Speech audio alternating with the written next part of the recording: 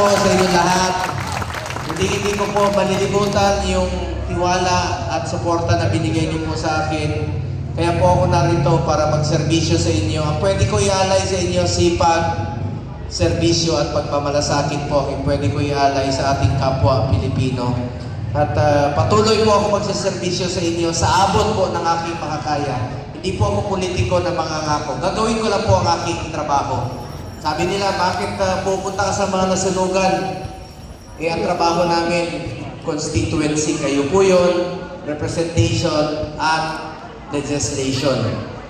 Mambabatas po kami, pero hindi ko po matiis na nakaupo lamang sa opisina habang nangangailangan po ng tulong ang ating mga kababayan. Tao lamang po ako na napapagod din. Pero pag nakikita kong masaya kayo, kanina si Manang na nakatawa, ay masaya na rin po ako na makatulong po sa inyo, mga kababayan ko. Maraming salamat po sa inyong pagkakataong binigay sa akin na makapagserbisyo sa inyo. Gusto ko pong pasalamatan ng ating mga opisyales, no, headed by Kapitan Rafi Sibilia ng Barangay Sugat. Palapakan natin. Rafi, salamat ang ating minamahal na barangay captain sa Barangay Alabang, ang aking inaanak, Kapitan Tintin Abbas Ding. Palapakan natin. Ang ating mga barangay official sa Barangay Sugat, Kagawad Saldi Arevalo. Palapakan natin. Kagawad Pe Tolentino, Kagawad Doc Aga Ebay, Kagawad Jeramil Mendoza, Kagawad Leo Makalala. Lapakan natin. Kagawad Oka Calisora, Kagawad Pado Tolentino, Secretary Bob Velasco. Ako naman, full support ako sa mga barangay officials, ng inyong postponement, inyong term fixing ng term limit. Suportado ko po yan at nag-file din po ako ng Magna Carta for barangay officials. At mahal na mahal ko po ang mga barangay officials. Isa lang po ang pakiusap ko sa inyo, tuwing may problema ang ating mga kabarangay, bukas ang inyong opisina sa kanilang lahat.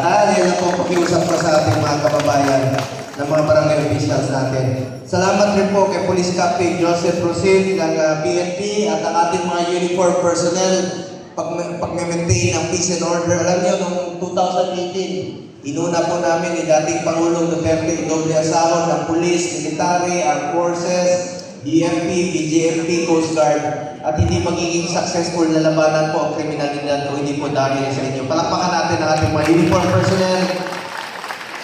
Nandito rin po ang aking kaibigan na si Delmar Grabador, principal po ng Colegio de la Nuestra de Guadalupe. Palakpakan natin si Bram Grabador. Salamat, Bram. At sa lahat po na tumulong dito, maraming salamat po sa inyo. At of course, Mayor Ruby Biason, palakpakan natin. Vice Mayor Fanny Teves, Congressman Jimmy Presidente, maraming salamat.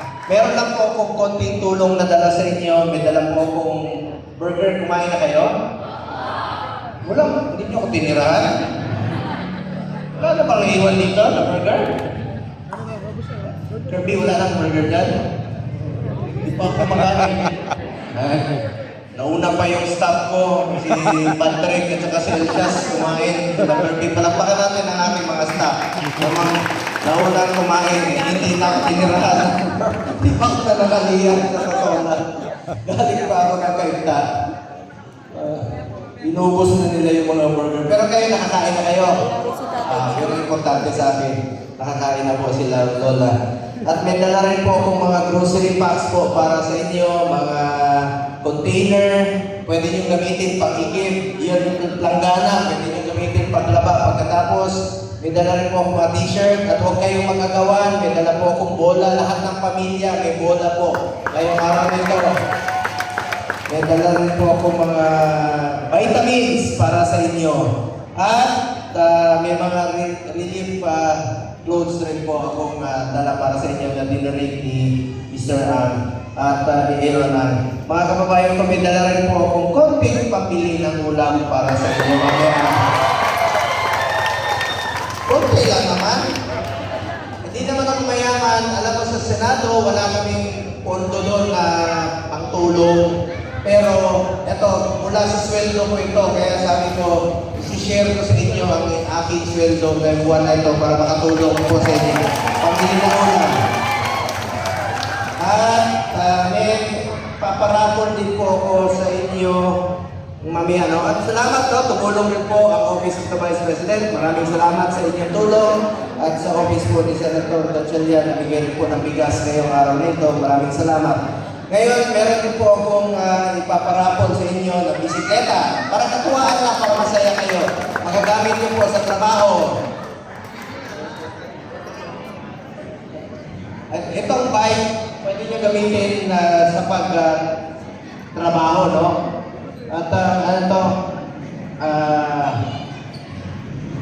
may pakiusap lang po ako sa inyo. Pag gamitin nyo itong bike, sa gilid lang kayo ng daan, no? Sa bicycle lane, delikado sa highway.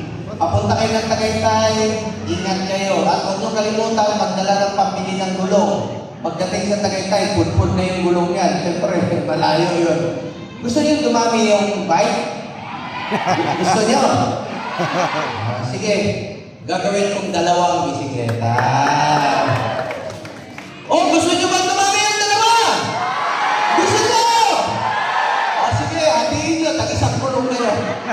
Hatiin niyo, isang gulong, isang manubela. Wala na. Alam niyo, purdoy na ako. Alam niyo ng purdoy? Yes! Uslot na yung bulsa ko. Kanina, sabi ko, may pera pa ba ako? Ang nakuha ko, suklay. Ha? Sabi ko, bahala na purdoy, basta gwapo. Ito, may suklay ako marami sa bulsa ko, marami bitbit yung suklay. Pero dadagdagan ko naman ang isang cellphone. Ayun yung magamit sa pagtatrabaho. Sa raffle to, raffle. Paparapol ko rin po ng 2 sapatos, isang panlalaki, isang pambabae, at isang relo din po ipaparapol ko ngayong araw nito. Ngayon, mga kababayan ko, nakiusap rin tayo sa NHA, may programang EHAC, at nakiusap ko sa kanila, mag-assessment sila, along with barangay campaign. Kung sino magka-qualify, may programa po EHAC, ang NHA na pambili po ng housing materials po. Kapitan Patrick Mela, Elsias Bugsan, i-coordinate nito na po. At gusto ko lang pong banggitin sa inyo na ako po bilang inyong senador sa 6 na taon, alam niyo naman parati ako dito, di ba? Sa Muntinlupa. Sa 6 na taon ng aking pagtatrabaho, I have authored 25 laws. I have principally sponsored 95 laws. I have co-authored or co-sponsored 197 laws. At sa loob ng 6 na taon, wala po akong absent sa Senado, ha. Present po ako always. Meron, para po ako estudyante. May anak rin po kasi ako na CPA lawyer, valedictorian sa Abugasya, at saka summa cum laude sa accountancy noong 2019 sa Lasal po. Talino rin po yun, walang absent yun. Kaya ako rin sa Senado, present rin ako always. At nakikiusap po sa mga kabataan, sa mga bata, bilang ako po ang chairman ng Committee on Youth sa Senado.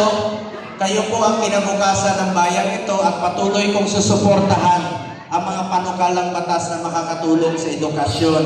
Halimbawa na lang po ng free tertiary education, pinaglaban po natin ito noong panahon ni dating Pangulong Rodrigo Duterte, yung libreng edukasyon sa mga state universities and colleges. At nag-file din po ako ng expanded free tertiary education para po sa mga estudyante para may pagpipilian po sila sa kanilang pag-aaral.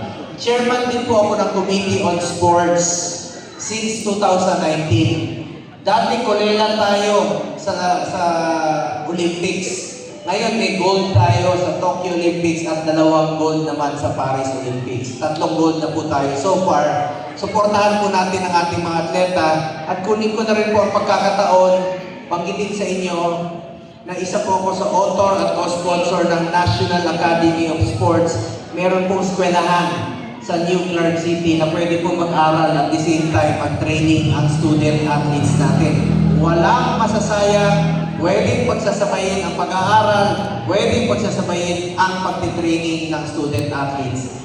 National Academy of Sports po yan. Batas na po yan, isinulong rin po natin noon. Isang paraan din na ilayo natin ang kabataan sa masasamang bisyo. Get into sports, stay away from drugs to keep us healthy and fit. Kaya po namimigay ako ng bola. Bakit? iniinganyo ko kayo maglaro ng sports. Basketball, volleyball, o anumang larangan ng sports. Dahil isang paraan po yun to keep us physically fit and healthy. At mailayo sila sa masasamang bisyo. Di ba? So, ako po ngayon ang Vice Chairperson ng Committee on Health. Dati Chairperson po ako niyan sa 6 na taon. Tatlo po ang aking naging prioridad. Malasakit Centers, Super Health Center, at Regional Specialty Center. Health is wealth. Ang kalusugan ay katumbas ng buhay ng bawat Pilipino. Kaya prioridad po yan parati ang kalusugan ng bawat isa sa atin. Magtulungan po tayo, mga kababayan ko. Tawagin nyo lang po akong Kuya Bongo. Kahit saan tayo magsalubong. Pero may pakiusap po ako sa inyo. Lola na po kayo? Huwag nyo naman akong tawagin Kuya. Lola naman. Bongo lang po pag nagsalubong tayo. Kuya Bongo. Madali namang tandaan ang pangalan ko. Pumunta kayo sa kanto. Diba ang traffic minsan? Go. Ang sikip ng kalye, ang traffic. Ano bang sasabihin niyo kung nakakita kayo ng traffic light? Ano yung green? Go! Go! Pag gutom na kayo, bibili kayo ng manok. Chokes Jokes to go! O anong pangalan ng dating Pangulo? Rodrigo! Go! Anong paborito naming ulam? Go! May pakiusap lang po ko sa inyo. Ipagdasal po natin ang kalusugan, kaligtasan, at kalayaan ng ating mahal na Tatay Digong. Yan po ang pakiusap ko sa inyo. Ipagdasal rin po natin si Tatay Digong na nagserbisyo rin po sa atin sa loob ng 6 na taon dito po sa buong Pilipinas. Pagdasal po natin siya. Speaking of gold, anong tawag sa mahilig sa alak? Lasing! Go! Hoy, mga lasenggo, yung matatanggap ninyo ngayon, huwag nyo ibili ng alak, ibili nyo ng pagkain. At sa mga lasenggo, huwag kayong magmaneho pag nakainom. Delikado yan, pag may nangyari sa inyo, ako na naman maalala nyo, pag kayo ay na Bongo! okay kayo. Hindi nyo ako malilimutan, tawa ng tawa sa kumare. Tawa ng tawa sa kumare. Meron pala akong kumare dito, buntis. Kumare mo siya. Bago na akong kumare sa Barangay Sugat. Mare!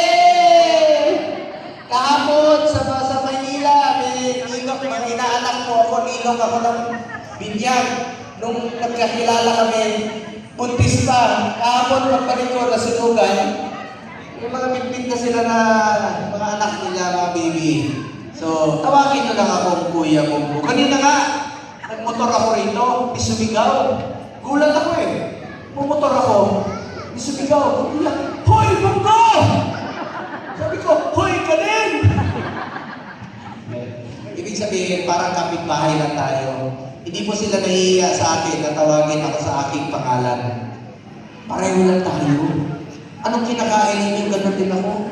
Anong sinasakyan ninyo? Ganun din ako. Wala akong arte sa katawan. Probinsyano lang ito na taga Davao. Batanggenyo rin ang aking lolo't lola. Sinong taga Mindanao sa inyo? Taga Mindanao. Sus, maayo nga po ninyo. Mga taga Zamboanga, Kinsa, sa Bacano, Muchas gracias. Sino mga Bisaya sa inyo? O yun. Sino mga taga Visayas? Yes! Mga Ilonggo! Mga Lente, nawalag na mga parinti ka na eh! Ay, pinsan mo yan! Kasi ang tawag sa Ilonggo, ang pangalan ko, Bongo. Waray! Walang waray? Waray ako, waray kwarta. Bahala na, basta buhay ka. Basta buhay tayo, okay na, di ba? Pasalamat tayo sa Panginoon, sa buhay na binigay niya sa atin. At sa mga kapatid ko na Bicolano, marahay na aldaw sa inyo. Mga Bicolano, sino? Marahay na aldaw. Sino mga Ilocano na ipagkamalin? Salamat sa inyo, mga Ilocano. Mga Pangasinense, mga taga Pampanga, taga Batanggenyo. Alay! Mga kababayan, ito? Batanggenyo si... Katawan, alay. Marami na ako regalo na palisok sa bahay. Kanina ako.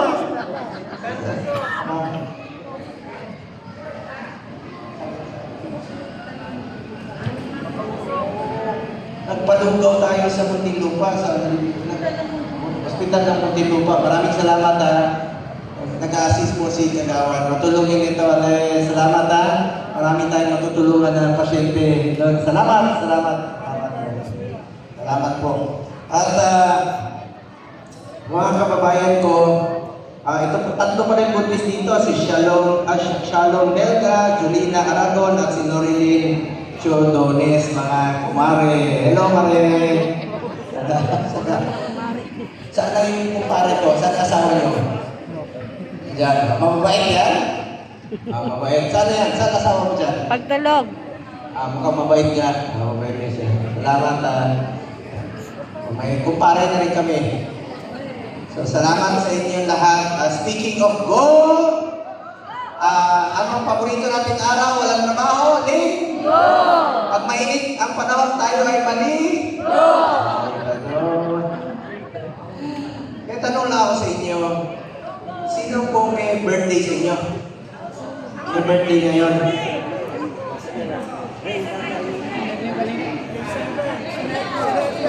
Sino si? May birthday ka rito kasi bigyan kita pambili ng cake.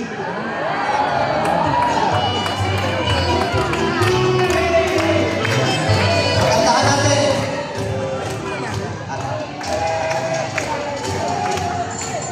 Happy birthday to you. Happy birthday. Happy birthday to you. Ito, papasok na si Marco. Ako ba? Kaya ako siya.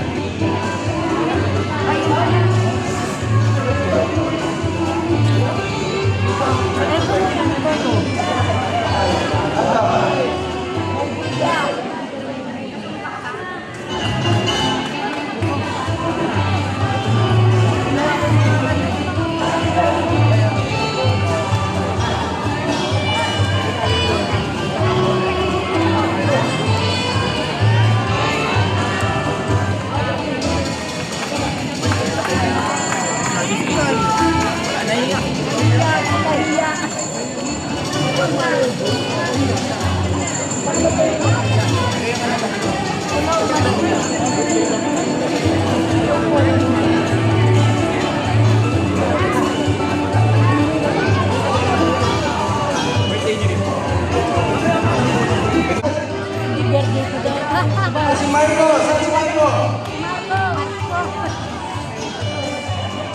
Buhatin natin si Marco. Tulad, ma'am. Marvin, nakalaw ko birthday mo, Marvin.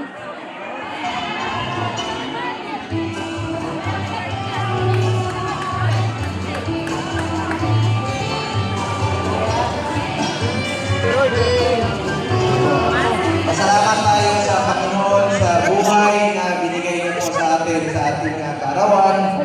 Dapat natin pasalamatan ang ating mahal na Panginoon. So, salamat po muli.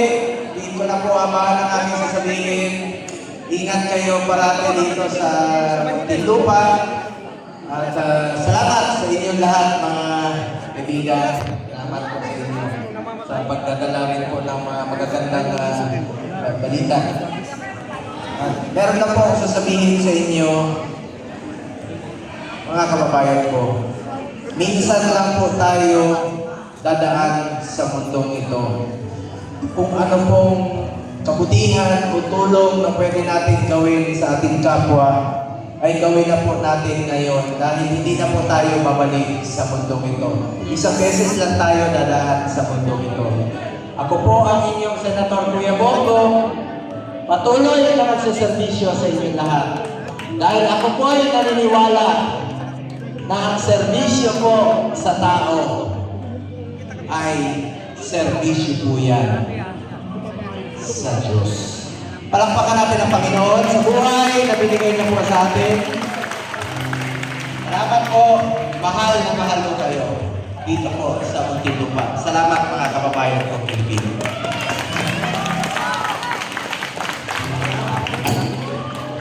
Alright, once again, palakpakan po natin. Senador Abisio ay more servisyo, Mr. Malasakit, Senator Kuya Bongo. Yan. ating picture kasama si Kaprami at Kapating.